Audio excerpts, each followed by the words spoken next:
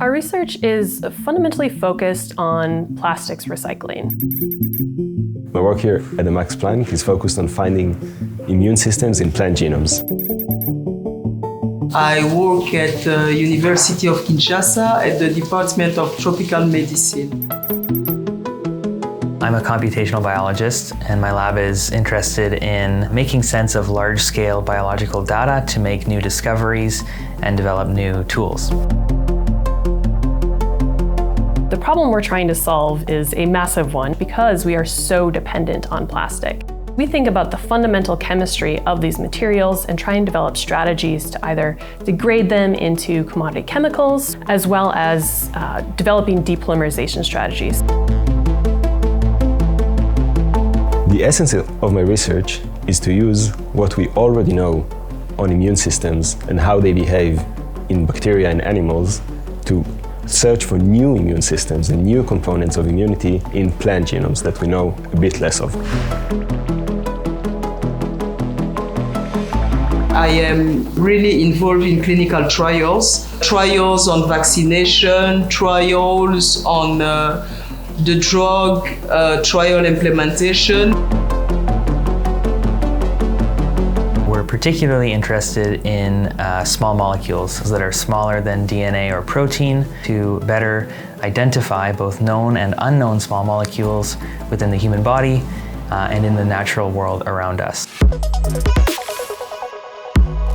I think over the next few years, we're going to see a lot of people trying to use their chemistry to recycle polymers. With this fundamental science that we're developing, we're going to apply this to other challenges as well. We can start developing new small molecule methods that could be really valuable in drug discovery or drug development.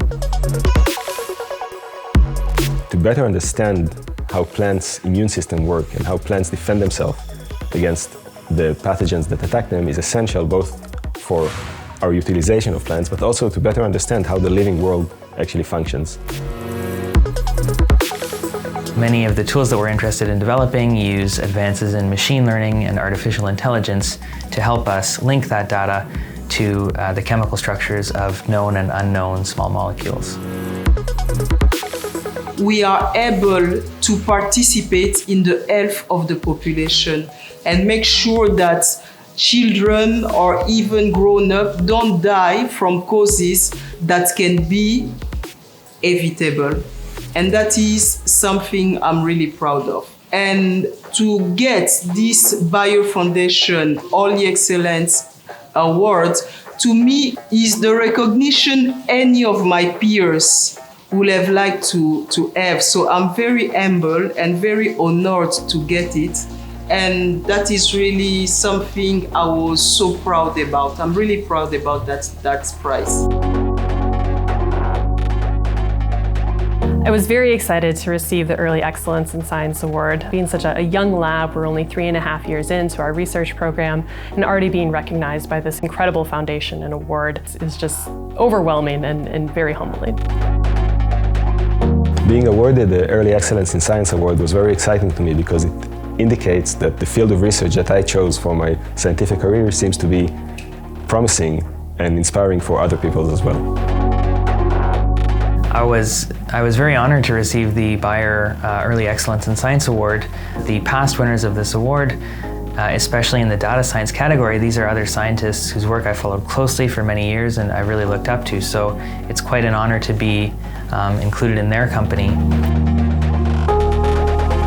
We're also working to address some of the problems that everyone in the world faces. And I think it's important to recognize that academic research is not just teaching graduate students and working in the lab, it's also developing solutions for a more sustainable future.